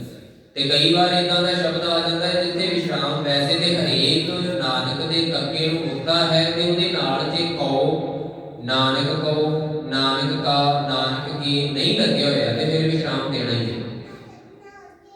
ਪਰ ਕਈ ਵਾਰ ਇਹੋ ਜਿਹੇ ਸ਼ਬਦ ਆ ਜਾਂਦੇ ਆ ਜਿੱਥੇ ਖਾਸ ਤੌਰ ਤੇ ਸਾਨੂੰ ਧਿਆਨ ਰੱਖਣ ਦੀ ਲੋੜ ਹੈ, ਕਿਉਂਕਿ ਕਈ ਵਾਰ ਅਸੀਂ ਅਰਥ ਦਾ ਬਹੁਤ ਅਨਰਥ ਕਰ ਦਿੰਦੇ ਹਾਂ। ਇੱਥੇ ਹੈ ਨਾਨਕ ਰੋਗ ਗਵਾਏ ਮੇਰੇ ਸਤਿਗੁਰ ਸਾਧੂ ਸੱਜਣਾ। ਰੋਗ ਸ਼ਬਦ ਜਿਹੜਾ ਹੈ ਉਸ ਦਾ ਪਿਛਲੀ ਤੁਕ ਦੇ ਨਾਲ ਸੰਬੰਧ ਹੈ, ਭ੍ਰਮ ਭੁਲੇ ਮਨ ਮੁਖ ਦੁਰਜਨਾ ਦੇ ਨਾਲ। ਤੇ ਨਾਨਕ ਜਿਹੜਾ ਹੈ ਇਹ ਸੰਬੋਧਨ ਆਪਣੇ ਆਪ ਨੂੰ ਗੁਰੂ ਸਾਹਿਬ ਸੰਬੋਧਨ ਕਰਦੇ। ਸਤਿਗੁਰੂ ਜੀ ਉਪਦੇਸ਼ ਕਰ ਰਹੇ ਹੈ ਕਿ ਮਨ ਦੇ ਅੰਦਰ ਹਉਮੈ ਦਾ ਰੋਗ ਜਿਹੜਾ ਹੈ ਉਹ ਲੱਗਾ ਹੋਇਆ। ਮਨ ਨੂੰ ਬੰਦਾ, ਮਨ ਦੇ ਮਗਰ ਚੱਲਣ ਵਾਲਾ ਬੰਦਾ ਜਿਹੜਾ ਹੈ ਉਹ ਭੈੜੀ ਮੱਤ ਦੇ ਵਿੱਚ ਲੱਗਾ ਹੋਇਆ। ਆਪਣੇ ਮਨ ਦੀ ਮੱਤ ਨੂੰ ਬਹੁਤ ਜ਼ਿਆਦਾ ਵਧਾਉਣ ਦੇ ਵਿੱਚ ਲੱਗੇ ਹੋਏ। ਇਸੇ ਕਰਕੇ ਭਰਮ ਭੁਲੇਖਿਆਂ ਦੇ ਵਿੱਚ ਪਿਆ ਹੋਇਆ। ਜਿੱਦਾਂ ਆਪਾਂ ਸ਼ੁਰੂ ਦੇ ਵਿੱਚ ਵਿਚਾਰ ਕੀਤੀ ਹੈ ਕਿ ਅਸੀਂ ਬਾਹਰੋਂ ਬਾਹਰੀ ਦਿਖਾਵੇ ਕਰਨ ਦੇ ਉੱਪਰ ਜਿੰਨਾ ਜ਼ੋਰ ਦਿੱਤਾ ਹੈ, ਸਾਡਾ ਆਪਣੇ ਅੰਦਰ ਨੂੰ ਸੁਧਾਰਨ ਦੇ ਲਈ ਇੰਨੀ ਕੋਸ਼ਿਸ਼ ਨਹੀਂ ਹੋ ਰਹੀ। ਬਾਹਰੀ ਦਿਖਾਵੇ ਅਸੀਂ ਬਹੁਤ ਕਰਦੇ ਹਾਂ, ਪਰ ਅੰਦਰ ਦਾ ਸੁਧਾਰ ਕਰਨ ਵਾਲਾ ਸਾਡਾ ਕੋਈ ਬਹੁਤਾ ਧਿਆਨ ਨਹੀਂ ਜਾ ਰਿਹਾ। ਸਾਨੂੰ ਲੋੜ ਅੰਦਰੋਂ ਸੁਧਾਰ ਕਰਨ ਦੀ, ਅੰਦਰੋਂ ਸੁਧਾਰ ਕਰਨ ਦੀ ਲੋੜ ਹੈ। ਹੁਣ ਕੋਈ ਬੰਦਾ ਸਰਕਾਰੀ ਨੌਕਰੀ ਤੇ ਲੱਗਿਆ ਹੈ, ਉਹਨੂੰ ਕੋਈ ਕਵੇ ਕਿ ਮੈਂ ਤੈਨੂੰ ਰਿਸ਼ਵਤ ਦਿੰਦਾ ਹੈ, ਮੇਰਾ ਕੰਮ ਜਿਹੜਾ ਹੈ ਉਹ ਹੈ ਤੇ ਝੂਠਾ ਹੈ ਪਰ ਕਰਾ ਦੇ, ਮੈਂ ਤੈਨੂੰ ਰਿਸ਼ਵਤ ਦੇ। ਹੁਣ ਜੇ ਤੇ ਕੇਵਲ ਬਾਹਰੀ ਦਿਖਾਵਾ ਕਰਦਾ ਪਿਆ ਫਿਰ ਤੇ ਭਾਵੇਂ ਉਸੇ ਹੀ ਰਿਸ਼ਵਤ ਦੇ ਪੈਸੇ ਦੇ ਵਿੱਚੋਂ ਹੀ ਅੱਧਾ ਹਿੱਸਾ ਗੁਰਦੁਆਰੇ ਦੀ ਸੇਵਾ ਦੇ ਵਿੱਚ ਲਾ ਦੇ, ਉਹ ਕਿਸੇ ਲੇਖੇ ਦਾ ਨਹੀਂ ਹੁੰਦਾ। ਇਦਾਂ ਹੀ ਬਹੁਤੇ ਥਾਂ ਤੇ ਧਾਰਮਿਕ ਕੇਵਲ ਗੁਰਦੁਆਰਿਆਂ ਦੇ ਵਿੱਚ ਹੀ ਨਹੀਂ, ਹੋਰ ਧਰਮਾਂ ਦੇ ਵਿੱਚ ਵੀ ਬਹੁਤਾ ਇਦਾਂ ਹੀ ਹੁੰਦਾ। ਪੋਸਟਰਾਂ ਦੇ ਉੱਪਰ, ਫਲੈਕਸਾਂ ਦੇ ਉੱਪਰ ਸਭ ਤੋਂ ਉੱਪਰ ਲਿਖੇ ਹੋਏ ਜਿਹੜੇ 3-4 ਨਾਮ ਹੁੰਦੇ ਆ, ਉਹਨਾਂ ਬੰਦਿਆਂ ਦੇ ਕੰਮਾਂ ਵੱਲ ਦੇਖ ਲਿਓ, ਪਤਾ ਲੱਗ ਜਾਏਗਾ ਇਹ ਪੈਸਾ ਆਇਆ ਕਿੱਥੋਂ ਸੀ। ਜਿਨ੍ਹਾਂ ਦੇ ਨਾਮ ਲਿਖੇ ਹੁੰਦੇ ਫਲਾਣੇ ਨੇ ਗੁਰਦੁਆਰਾ ਸਾਹਿਬ ਦੀ ਸੇਵਾ ਦੇ ਲਈ ਇੰਨੇ ਲੱਖ ਰੁਪਇਆ ਦਾਨ ਕੀਤਾ, ਪਰ ਉਹ ਨਸ਼ੇ ਦੀ ਤਸਕਰੀ ਦੇ ਵਿੱਚ ਕਰੋੜਾਂ ਠੱਗਿਆ ਵੀ ਹੋ ਸਕਦਾ। ਝੂਠੀਆਂ ਵਕਾਲਤਾਂ ਕਰ ਕਰਕੇ ਬੇਦੋਸ਼ੀਆਂ ਨੂੰ ਸਜ਼ਾਵਾਂ ਦਿਵਾ ਕੇ, ਦੋਸ਼ੀਆਂ ਨੂੰ ਰਿਹਾ ਕਰਵਾ ਕੇ ਕਰੋੜਾਂ ਰੁਪਏ ਠੱਗਿਆ ਵੀ ਹੋ ਸਕਦਾ ਹੈ। ਉਸੇ ਕਰੋੜਾਂ ਦੇ ਵਿੱਚੋਂ ਠੱਗੀ ਦੀ ਕਮਾਈ ਦੇ ਵਿੱਚੋਂ ਕੁਝ ਹਿੱਸਾ ਧਰਮ ਦੇ ਨਾਮ ਤੇ ਦਾਨ ਕਰਕੇ ਆਪਣੇ ਆਪ ਨੂੰ ਸੱਚਾ ਦਿਖਾਉਣ ਦੀ, ਆਪਣੇ ਆਪ ਨੂੰ ਚੰਗਾ ਦਿਖਾਉਣ ਦੀ ਕੋਸ਼ਿਸ਼ ਕੀਤੀ ਜਾਂਦੀ ਹੈ। ਆਮ ਦੁਨੀਆ ਦੇ ਨਿਗਾਹ ਦੇ ਵਿੱਚ ਚੰਗਾ ਕੋਈ ਇੰਨਾ ਬਣ ਸਕਦਾ ਹੈ, ਪਰ ਜਿਹੜਾ ਗੁਰੂ ਦਾ ਸੱਚਾ ਸਿੱਖ ਹੋਵੇਗਾ, ਜਿਹੜਾ ਗੁਰਬਾਣੀ ਤੇ ਚੱਲਣ ਵਾਲਾ ਹੋਵੇਗਾ, ਉਹ ਅੱਖ ਚੱਕ ਪਾ ਕੇ ਕਹਿ ਦੇਵੇਗਾ ਤੂੰ ਭਾਈ ਲਾਲੋ ਨਹੀਂ, ਤੂੰ ਕੀ ਹੈ ਮਲਕ ਭਾਗੋ ਉਹ ਵੀ ਲੰਗਰ ਹੀ ਲਾਉਂਦਾ ਸੀ, ਉਹ ਵੀ ਤੇ ਲੰਗਰ ਹੀ ਲਾਉਂਦਾ ਸੀ ਮਲਕ ਭਾਗੋ। ਸਤਿਗੁਰੂ ਜੀ ਕਹਿੰਦੇ ਨਹੀਂ, ਤੇਰੀ ਜਿਹੜੀ ਲੰਗਰ ਦੀ ਵੀ ਰੋਟੀ ਹੈ ਨਾ ਉਹਦੇ ਵਿੱਚ ਵੀ ਗਰੀਬਾਂ ਦਾ ਲਹੂ ਹੈ। ਜਿਹੜਾ ਤੂੰ ਲੰਗਰ ਲਾਇਆ ਹੈ, ਜਿਹੜਾ ਤੂੰ ਸਾਧੂਆਂ ਨੂੰ ਖਵਾ ਰਿਹਾ ਹੈ, ਉਹਦੇ ਵਿੱਚ ਵੀ ਗਰੀਬਾਂ ਦਾ ਲਹੂ ਹੈ। ਤੇ ਫਿਰ ਇਹੋ ਜਿਹੇ ਲੰਗਰ ਦਾ ਤੇਰਾ ਕੋਈ ਫਾਇਦਾ ਨਹੀਂ, ਇਹੋ ਜਿਹੇ ਦਿਖਾਵੇ, ਬਾਹਰੀ ਦਿਖਾਵੇ ਦਾ ਕੋਈ ਫਾਇਦਾ ਨਹੀਂ। ਸਤਿਗੁਰੂ ਜੀ ਫਰਮਾ ਰਹੇ ਹੈ ਕਿ ਬੰਦੇ ਦੇ ਅੰਦਰ ਜਿਹੜਾ ਰੋਗ ਹੈ ਉਹ ਚਿੰਬੜਿਆ ਹੋਇਆ ਹੈ, ਬਾਹਰੀ ਦਿਖਾਵੇ ਤੇ ਜ਼ੋਰ ਦੇ ਰਿਹਾ ਹੈ, ਅੰਦਰੋਂ ਸੁਧਰ ਨਹੀਂ ਰਿਹਾ, ਅੰਦਰੋਂ ਸਾਫ਼ ਨਹੀਂ ਹੋ ਰਿਹਾ। ਮਾਣੇ ਅੰਦਰ ਹਉਮੈ ਰੋਗ ਹੈ, ਮਨ ਦੇ ਅੰਦਰ ਹਉਮੈ ਦਾ ਰੋਗ ਹੈ, ਭਰਮ ਦੇ ਵਿੱਚ ਭੁੱਲਿਆ ਫਿਰਦਾ ਹੈ। ਇਹ ਰੋਗ ਕਿਵੇਂ ਗਵਾਚੇਗਾ? ਮੇਲ ਸਤਿਗੁਰ ਸਾਧੂ ਸੱਜਣਾ, ਗੁਰੂ ਨੂੰ ਮਿਲ ਕੇ, ਗੁਰੂ ਦੀ ਸੰਗਤ ਕਰਕੇ, ਗੁਰੂ ਦਾ ਉਪਦੇਸ਼ ਲੈ ਕੇ ਇਹ ਰੋਗ ਜਿਹੜਾ ਖਤਮ ਹੋ ਸਕਦਾ ਹੈ। ਦੂਸਰੇ ਸ਼ਲੋਕ ਦੇ ਵਿੱਚ ਇਸ ਪਹਿਲੇ ਸ਼ਲੋਕ ਦੀ ਦੂਸਰੀ ਤੁਕ ਨੂੰ ਕਿ ਰੋਗ ਕਿਵੇਂ ਖਤਮ ਹੋਵੇ, ਇਸ ਗੱਲ ਨੂੰ ਹੋਰ ਵੀ ਸਤਿਗੁਰੂ ਜੀ ਖੋਲ੍ਹਦੇ ਹੈ। ਮਹਿਲਾ ਚੌਥਾ, ਮਨ ਤਨ ਰਤਾ ਰੰਗ ਸਿਓ, ਗੁਰਮੁਖ ਹਰਿ ਗੁਣ ਦਾਸ, ਜਨ ਨਾਨਕ ਹਰਿ ਸ਼ਰਨਾਗਤੀ, ਹਰਿ ਮੇਲੇ ਗੁਰ ਸਾਬਾਸ਼। ਕਿਵੇਂ ਰੋਗ ਗਵਾਇਆ ਜਾਵੇ? ਰੋਗ ਕਿਵੇਂ ਗਵਾਇਆ, ਕਿਵੇਂ ਖਤਮ ਕੀਤਾ ਜਾਵੇ? ਵੈਸੇ ਤੇ ਜਿਹੜਾ ਬੰਦਾ ਰੋਗੀ ਹੋ ਗਿਆ, ਦੋ ਤਰ੍ਹਾਂ ਦੇ ਰੋਗੀ ਵੀ ਹੈ, ਰੋਗੀ ਵੀ ਦੋ ਤਰ੍ਹਾਂ ਦੇ ਹੈ। ਇੱਕ ਰੋਗੀ ਹੈ ਜਿਸ ਦੀ ਦਵਾਈ ਹੈ, ਨਾਰਮਲ ਕਿਸੇ ਨੂੰ ਖਾਂਸੀ ਹੋ ਗਈ, ਜ਼ੁਕਾਮ ਹੋ ਗਿਆ, ਬੁਖਾਰ ਚੜ ਗਿਆ, ਕੋਈ ਹੋਰ ਬਿਮਾਰੀ ਲੱਗ ਗਈ, ਡਾਕਟਰਾਂ ਦੇ ਕੋਲ ਇਲਾਜ ਕਰਾ ਲੈਂਦਾ ਹੈ। ਪਰ ਇੱਕ ਰੋਗ ਹੁੰਦਾ ਹੈ ਜਿਹਦੇ ਬਾਰੇ ਗੁਰਬਾਣੀ ਕਹਿੰਦੀ ਹੈ ਕਿ ਨਾਮ ਤੋਂ ਟੁੱਟਿਆ ਹੋਇਆ ਮਨੁੱਖ ਉਹ ਇਦਾਂ ਭਟਕਦਾ ਹੈ ਜਿਵੇਂ ਪੱਕਾ ਰੋਗੀ, ਸ਼ਬਦ ਵਰਤਿਆ ਸਤਿਗੁਰੂ ਜੀ ਨੇ, ਪੱਕਾ ਰੋਗੀ।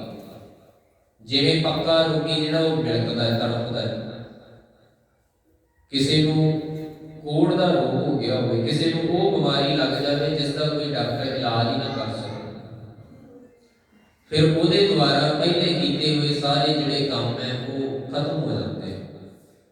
ਪਰਮਾਤਮਾ ਦੇ ਨਾਮ ਨੂੰ ਭੁੱਲ ਕੇ ਕੇਵਲ ਬਾਹਰੀ ਦਿਖਾਵੇ ਕਰਨ ਵਾਲਾ ਭਾਵੇਂ ਧਾਰਮਿਕ ਰੂਪ ਦੇ ਵਿੱਚ ਜਿੱਡਾ ਮਰਜ਼ੀ ਸੋਹਣਾ ਭੇਸ ਧਾਰਨ ਕਰੀ ਫਿਰਦਾ ਹੈ, ਜਿਹੜੇ ਮਰਜ਼ੀ ਧਰਮ ਦਾ ਬਾਣਾ ਪਾਈ ਫਿਰਦਾ ਹੈ, ਜਿਹੜੇ ਮਰਜ਼ੀ ਧਰਮ ਦਾ ਭੇਸ ਧਾਰਨ ਕਰੀ ਫਿਰਦਾ ਹੈ, ਪਰ ਜੇ ਨਾਮ ਤੋਂ ਟੁੱਟਿਆ ਹੋਇਆ, ਨਾਮ ਨੂੰ ਭੁੱਲਿਆ ਹੋਇਆ, ਤੇ ਉਹ ਵੀ ਇਦਾਂ ਹੀ ਬਿਲਕਦਾ ਰਹਿੰਦਾ ਹੈ, ਉਹ ਵੀ ਇਦਾਂ ਤੜਫਦਾ ਹੀ ਰਹਿੰਦਾ ਹੈ, ਉਹਦੇ ਅੰਦਰ ਵੀ ਇਦਾਂ ਹੀ ਵਿਕਾਰਾਂ ਦੀ ਅੱਗ ਬਲਦੀ ਰਹਿੰਦੀ ਹੈ। ਸਤਿਗੁਰੂ ਜੀ ਫਰਮਾ ਰਹੇ ਕਿ ਇਹਦਾ ਇਲਾਜ ਇੱਕੋ ਹੈ ਕਿ ਗੁਰੂ ਦਾ ਉਪਦੇਸ਼ ਲੈ ਲਓ, ਗੁਰੂ ਦੀ ਸਿੱਖਿਆ ਲੈ ਲਓ, ਗੁਰੂ ਦਾ ਉਪਦੇਸ਼ ਲੈ ਲਓ। ਆਪਾਂ ਵਿਚਾਰ ਕੀਤੀ ਸੀ ਕਿ ਸਾਡਾ ਮਨ ਜਿਹੜਾ ਵਿਕਾਰਾਂ ਦੇ ਨਾਲ ਭਰਿਆ ਹੈ, ਉਹਨੇ ਨਾਮ ਦੇ ਰੰਗ ਦੇ ਵਿੱਚ ਧੁਪਣਾ ਹੈ। ਭਾਵ ਇਹਦੀ ਦਵਾਈ ਹੈ।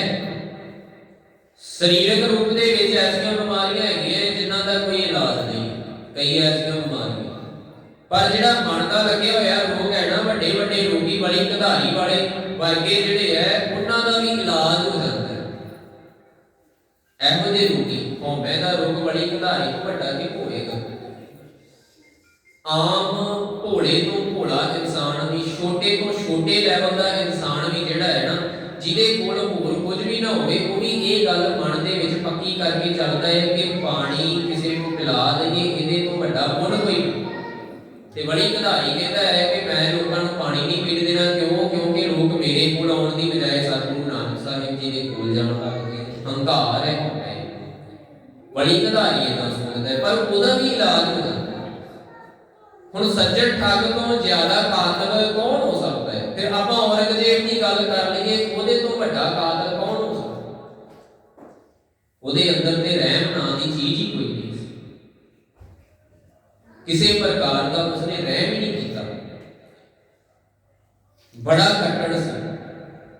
ਤੇ ਕਿਸੇ ਸ਼ਾਇਰ ਨੇ ਨਾ ਬੜਾ ਸੋਹਣਾ ਲਿਖਿਆ, ਕਹਿੰਦਾ ਜੇਕਰ ਦੁਨੀਆ ਦੇ ਵਿੱਚ ਔਰੰਗਜ਼ੇਬ ਜੰਮਦਾ ਹੈ ਨਾ, ਜਿੱਦਾਂ ਅੱਜ ਪੌੜੀ ਦੇ ਵਿੱਚ ਸਤਿਗੁਰੂ ਜੀ ਉਪਦੇਸ਼ ਕਰ ਰਹੇ ਕਿ ਚਿੰਤਾ ਕਰਨ ਦੀ ਲੋੜ ਨਹੀਂ, ਉਦਾਂ ਉਹ ਸ਼ਾਇਰ ਕਹਿੰਦਾ ਹੈ ਕਿ ਜੇਕਰ ਔਰੰਗਜ਼ੇਬ ਜੰਮਿਆ ਹੈ ਨਾ, ਕੋਈ ਔਰੰਗਜ਼ੇਬ ਜੰਮਿਆ ਹੈ, ਤੇ ਯਾਦ ਰੱਖਿਓ ਕੋਈ ਗੋਬਿੰਦ ਵੀ ਜੰਮਿਆ ਹੋਵੇਗਾ, ਕੋਈ ਗੋਬਿੰਦ ਵੀ ਪੈਦਾ ਹੋਇਆ ਹੋਵੇਗਾ ਜੇ ਕੋਈ ਔਰੰਗਜ਼ੇਬ ਬਣਿਆ ਫਿਰਦਾ ਹੈ। ਇਹ ਕੁਦਰਤ ਦੀ ਨਿਯਮ ਹੈ, ਇਸ ਤਰ੍ਹਾਂ ਦਾ ਹੀ ਹੈ। ਕੁਦਰਤ ਇਦਾਂ ਦੀ ਹੈ, ਜੇਕਰ ਦਿਨ ਚੜ੍ਹਦਾ ਹੈ ਤੇ ਰਾਤ ਵੀ ਪੈਂਦੀ, ਜੇ ਕੁਦਰਤ ਇਦਾਂ ਹੀ ਹੈ।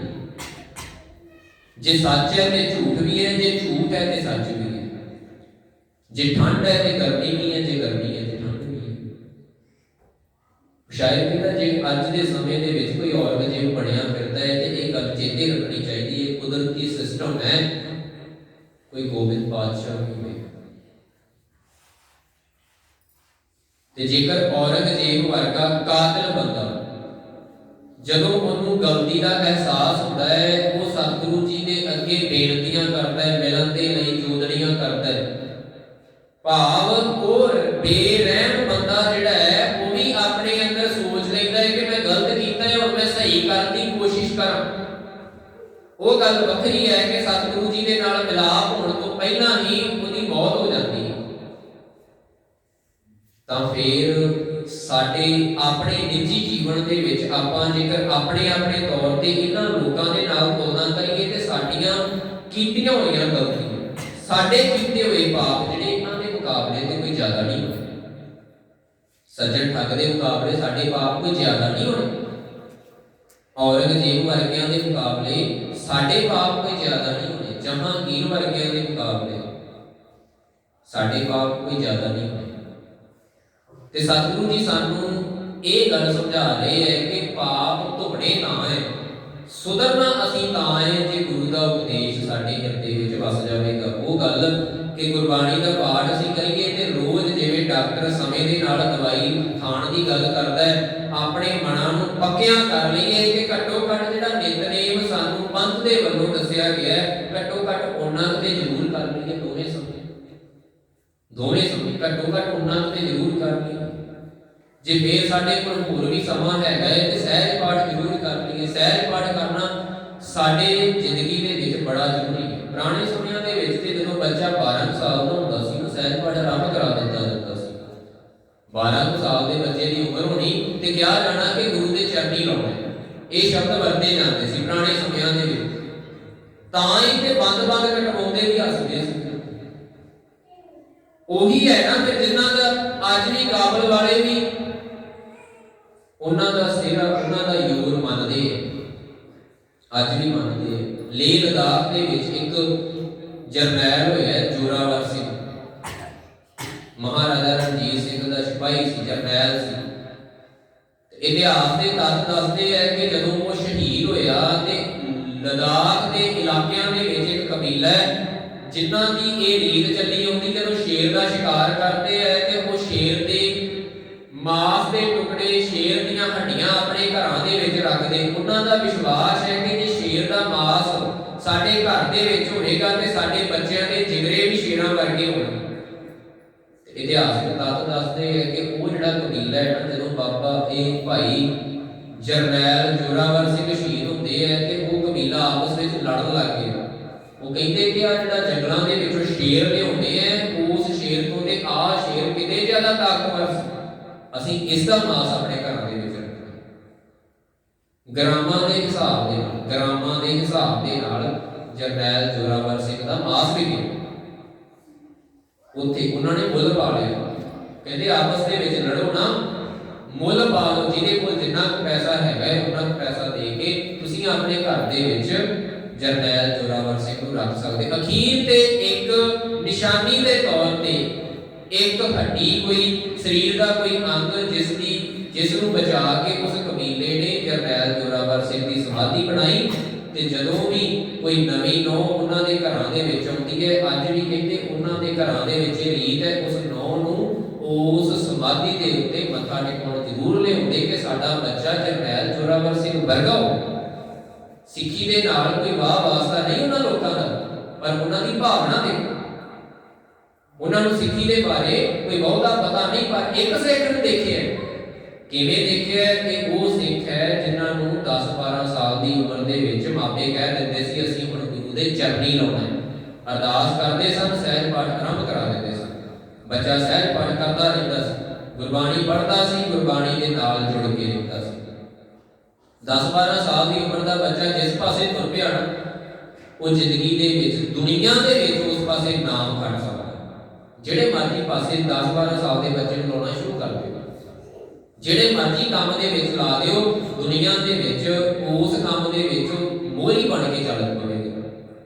ਤਾਂ ਤੇ ਫਿਰ ਜੇਕਰ ਅਸੀਂ ਗੁਰਬਾਣੀ ਦੇ ਨਾਲ ਜੁੜ ਲਈਏ ਤੇ ਉਹ ਬੱਚਾ ਕਿੰਨਾ ਅੱਗੇ ਜਾਵੇਗਾ ਅਸੀਂ ਸਹੀ ਜੇ ਸਮਝ ਸਕਦੇ ਹਾਂ। ਸਤਿਗੁਰੂ ਜੀ ਸਮਝਾ ਰਹੇ ਹੈ ਕਿ ਇਸੇ ਤਰ੍ਹਾਂ ਸਾਡੇ ਅੰਦਰ ਦੇ ਜਿਹੜੇ ਪਾਪ ਹਨ ਉਹ ਵੀ ਇਦਾਂ ਹੀ ਘੁੰਮਣੇ ਹੈ ਕਿ ਅਸੀਂ ਰੋਜ਼ਾਨਾ ਹੀ ਆਪਣੇ ਘਰਾਂ ਦੇ ਵਿੱਚ ਗੁਰਬਾਣੀ ਦਾ ਪਾਠ ਕਰੀਏ, ਗੁਰਬਾਣੀ ਦਾ ਉਪਦੇਸ਼ ਆਪਣੇ ਜੀਵਨ ਦੇ ਵਿੱਚ ਵਸਾਈਏ, ਗੁਰੂ ਦੇ ਚਰਨੀ ਲੱਗੀਏ। ਮਨ ਤਨ ਰਤਾ ਰੰਗ ਸਿਉ ਗੁਰਮੁਖ ਹਰ ਗੁਣ ਦਾਸ। ਫਿਰ ਜਦੋਂ ਗੁਰਬਾਣੀ ਪੜ੍ਹਨ ਲੱਗ ਗਏ, ਗੁਰਬਾਣੀ ਨੂੰ ਸਮਝਣਾ ਸ਼ੁਰੂ ਕਰ ਦਿੱਤਾ, ਪਤਾ ਲੱਗਣ ਲੱਗ ਗਿਆ ਨਾ ਕਿ ਸਤਿਗੁਰੂ ਜੀ ਕਹਿੰਦੇ ਕੀ ਹੈ।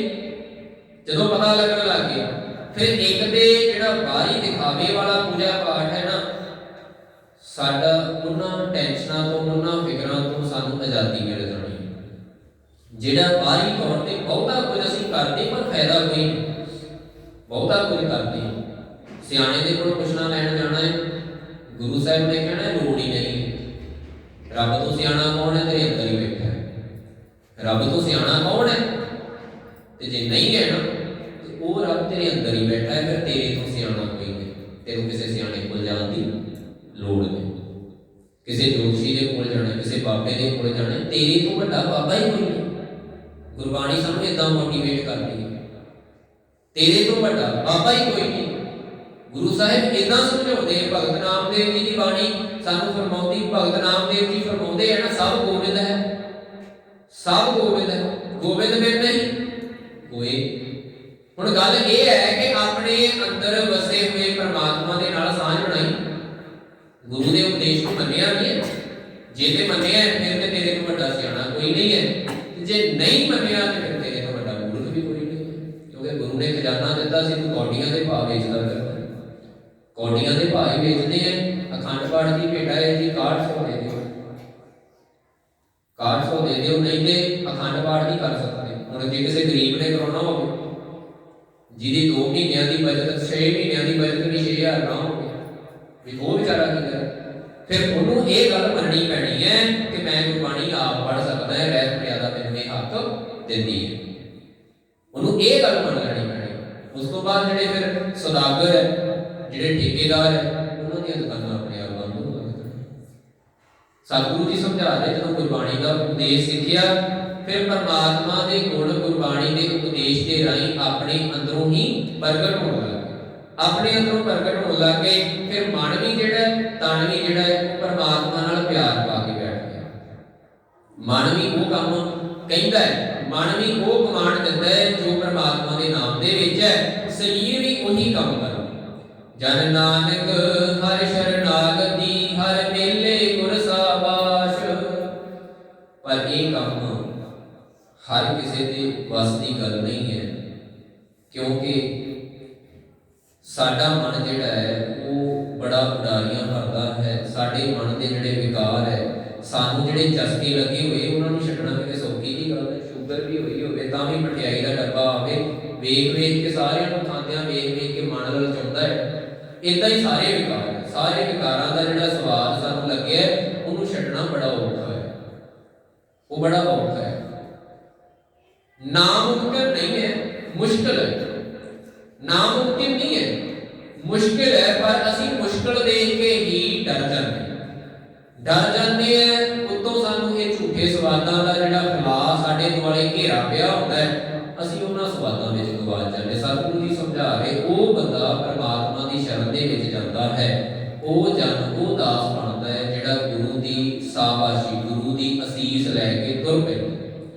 ਗੁਰੂ ਦੇ ਅਸੀਸ ਦੇ ਰਾਹੀਂ ਜਿਹੜਾ ਪਰਮਾਤਮਾ ਦੀ ਸ਼ਰਨ ਦੇ ਵਿੱਚ ਜਾਂਦਾ ਹੈ, ਉਸ ਨੂੰ ਪਰਮਾਤਮਾ ਫਿਰ ਆਪਣੇ ਨਾਲ ਮਿਲਾ ਲੈਂਦਾ ਹੈ। ਹਰਿ ਸ਼ਰਨਾਗਤੀ ਹਰ ਵੇਲੇ ਗੁਰ ਸਾਬਾਸ਼। ਗੁਰੂ ਦੀ ਸ਼ਰਨ ਦੇ ਵਿੱਚ ਸਭ ਤੋਂ ਪਹਿਲਾਂ ਗੁਰੂ ਦਾ ਉਪਦੇਸ਼ ਜੀਵਨ ਦੇ ਵਿੱਚ ਵਸਾਈਏ। ਗੁਰੂ ਦੇ ਉਪਦੇਸ਼ ਨੂੰ ਜੀਵਨ ਦੇ ਵਿੱਚ ਵਸਾ ਕੇ ਅਸੀਂ ਪਰਮਾਤਮਾ ਦੀ ਕਿਰਪਾ ਦੇ ਪਾਤਰ ਬਣ ਸਕਦੇ। ਆਓ ਇਸ ਪੌੜੀ ਤੇ ਦੋਨਾਂ ਸਰੂਪਾਂ ਦਾ ਜਾਪ ਸਾਰੇ ਨੂੰ ਰਲ ਕੇ ਕਰਨਾ ਹੈ। ਸਾਰੀ ਸੰਗਤ ਦੇ ਨਾਲ ਜਪਣ ਦੀ ਕਿਰਪਾਲਤਾ ਕਰਨੀ ਬੇਨਤੀ ਹੈ। ਸਾਰੀ ਸੰਗਤ ਨੂੰ ਕੋਸ਼ਿਸ਼ ਕਰਿਆ ਕਰੋ ਕਿ ਹਰ ਸ਼ਨੀਵਾਰ ਸਮੇਂ ਦੇ ਨਾਲ ਪਹੁੰਚਣ ਦੀ ਕਿਰਪਾਲਤਾ ਕਰਿਆ ਕਰੋ, ਕਿਉਂਕਿ ਹੁਣ ਸਮੇਂ ਦੇ ਨਾਲ ਠੰਡ ਵੀ ਵਧਣ ਲੱਗ ਜਾਣੀ ਹੈ, ਦਿਨ ਵੀ ਜਿਹੜੇ ਉਹ ਬਹੁਤ ਛੋਟੇ ਹੋ ਰਹੇ ਹੈ। ਤੇ ਕੋਸ਼ਿਸ਼ ਆਪਾਂ ਇਹ ਕਰੀਏ ਕਿ 8:30 ਵਜੇ ਸੁੱਖ ਆਸਣ ਦੀ ਸੇਵਾ ਵੀ ਹੋ ਜਾਵੇ। ਆਪਾਂ ਕੋਸ਼ਿਸ਼ ਇਸ ਹਿਸਾਬ ਨਾਲ ਚੱਲੀਏ ਕਿ 8:15 ਵਜੇ ਕਥਾ ਵਿਚਾਰ ਜਿਹੜੀ ਉਹ ਆਰੰਭ ਕਰ ਦਿੱਤੀ ਉਹ ਤਾਂ ਹੀ ਹੋਣਾ ਹੈ ਜੇ ਸੰਗਤ ਆਵੇਗੀ। ਦੂਸਰੀ ਬੇਨਤੀ ਇਹ ਹੈ ਕਿ ਜਿੱਥੇ ਆਪਾਂ ਆਪ ਗੁਰਬਾਣੀ ਦੀ ਵਿਚਾਰ ਦਾ ਲਾਹਾ ਲੈਂਦੇ ਹਾਂ, ਨਾਲ ਨਾਲ ਇੱਕ ਸਰੀਰ ਹੋਰ ਨਾਲ ਜੋੜਨ ਦੀ ਕੋਸ਼ਿਸ਼ ਕਰੀਏ, ਕਿਉਂਕਿ ਜੇਕਰ ਅਸੀਂ ਆਪ ਗੁਰਬਾਣੀ ਪੜ੍ਹਦੇ ਹਾਂ ਉਸ ਦਾ ਉਹ ਤੇ ਸੇਵਾ ਅਸੀਂ ਕਰ ਹੀ ਰਹੇ, ਪਰ ਜਿਹੜੀ ਸੇਵਾ ਅਸੀਂ ਕਿਸੇ ਨੂੰ ਨਾਲ ਗੁਰਬਾਣੀ ਸਿਖਾ ਕੇ ਕਰ ਲੈਣੀ ਹੈ ਨਾ, ਉਸ ਸੇਵਾ ਦਾ ਕੋਈ ਅੰਤ ਨਹੀਂ ਹੈ। ਕਿਸੇ ਦੇ ਘਰ ਦੇ ਵਿੱਚ ਅਕਲ ਕਿਸੇ ਨੂੰ ਦੇ ਦੇਣੀ, ਉਸ ਦੇ ਨਾਲ ਦਾ ਕੋਈ ਮੁੱਲ ਨਹੀਂ, ਕੋਈ ਮੁੱਲ ਨਹੀਂ। ਕਿਸੇ ਨੂੰ ਲੱਖਾਂ ਕਰੋੜਾਂ ਰੁਪਏ ਦੇ ਦਿਓ, ਉਸ ਦੇ ਬਦਲੇ ਉਸ ਨੂੰ ਲੱਖਾਂ ਕਰੋੜਾਂ ਕਮਾਉਣ ਦਾ ਤਰੀਕਾ ਦੱਸ ਦਿਓ, ਉਹ ਜ਼ਿਆਦਾ ਵਧੀਆ। ਤਰੀਕਾ ਦੱਸਣਾ ਜ਼ਿਆਦਾ ਵਧੀਆ। ਤਾਂ ਤੇ ਕੋਸ਼ਿਸ਼ ਕਰਿਆ ਕਰੀਏ ਕਿ ਅਸੀਂ ਆਪਣੇ ਨਾਲ ਇੱਕ ਇੱਕ ਸਰੀਰ ਹੋਰ ਗੁਰਦੁਆਰੇ ਲਿਆਉਣ ਦੀ ਆਪਾਂ ਦੀ ਰੀਤ ਚਲਾਈਏ, ਤਾਂ ਸਾਡੇ ਜੀਵਨ ਦੇ ਵਿੱਚ ਜਿੱਥੇ ਗੁਰਬਾਣੀ ਦਾ ਪ੍ਰਚਾਰ ਪ੍ਰਸਾਰ ਹੋਣਾ ਹੈ, ਉੱਥੇ ਸਾਡੇ ਕੋਲ ਸਤਿਗੁਰੂ ਜੀ ਦੀ ਕਿਰਪਾ ਦੇ ਰਾਹੀਂ ਇਹ ਸੇਵਾ ਵੀ ਹੋ ਜਾਵੇ ਕਿ ਅਸੀਂ ਵੀ ਆਪ ਆਪਣੇ ਆਪ ਦੇ ਵਿੱਚ ਇੱਕ ਪ੍ਰਚਾਰਕ ਬਣ ਜਾਈਏ, ਅਸੀਂ ਆਪਣੇ ਆਪ ਦੇ ਵਿੱਚ ਵੀ ਪ੍ਰਚਾਰ ਕਰਨਾ ਸ਼ੁਰੂ ਕਰ ਦਈਏ। ਸਤਿਗੁਰੂ ਜੀ ਕਿਰਪਾ ਕਰਨ, ਸਾਰਿਆਂ ਦੇ ਨਾਲ ਜਪਣ ਦੀ ਕਿਰਪਾਲਤਾ ਕਰਨੀ ਜੀ। ਸ਼ਲੋਕ ਪਹਿਲਾ ਚੌਥਾ।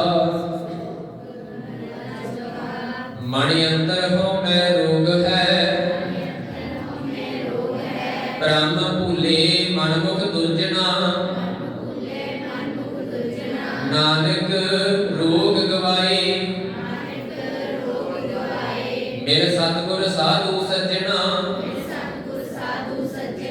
ਮਹਿਲਾ ਚੌਥਾ।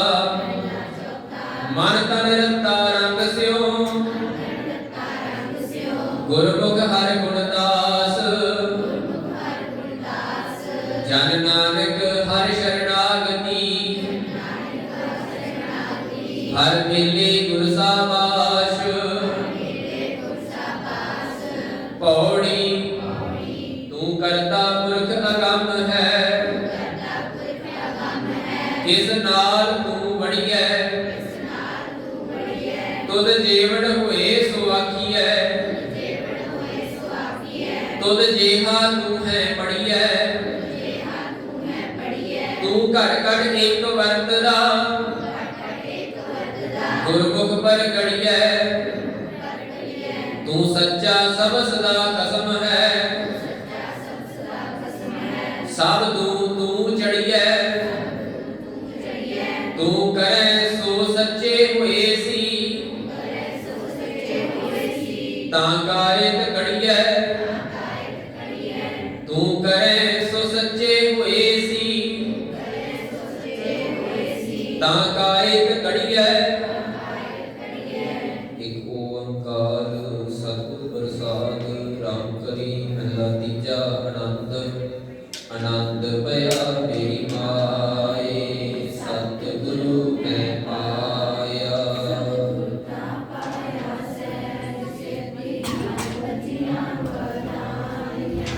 ਰਾਗ ਰਤਨ ਪਰਵਾਰ ਭਰੀਆਂ, ਸ਼ਬਦ ਗਾਵਣ ਆਈਆਂ।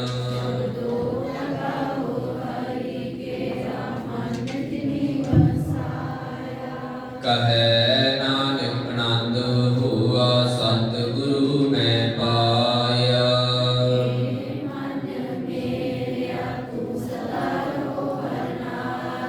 ਹਰ ਨਾਲ ਰਹੋ ਤੂੰ ਮਨ ਮੇਰੇ, ਦੁਖ ਸਭ ਵਿਸਾਰਨਾ।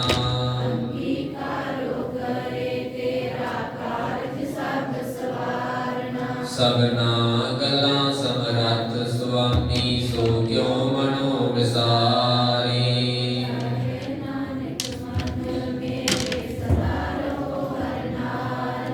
ਸਾਚੇ ਸਾਹਿਬਾ ਕਿਆ ਨਾਹੀ ਘਰ ਤੇਰੇ,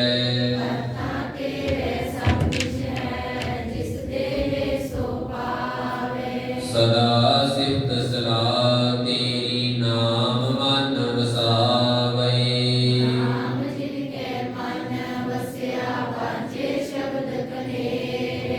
ਕਹੈ ਨਾਨਕ ਸੱਚੇ ਸਾਹਿਬ ਕਿਆ ਨਾਹੀ ਘਰ ਤੇਰੇ, ਸਾਚਾ ਨਾਮ ਮੇਰਾ ਆਧਾਰੋ।